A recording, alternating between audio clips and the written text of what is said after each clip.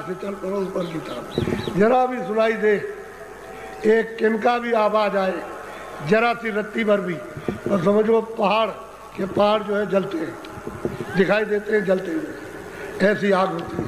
वो तो चिंगारी है, जहाँ फेंक दीजिए आग लग जाए। तो पापों के घड़े में पापों का पहाड़ बना देते, तो जरा सा तो मामूली चीज़ है।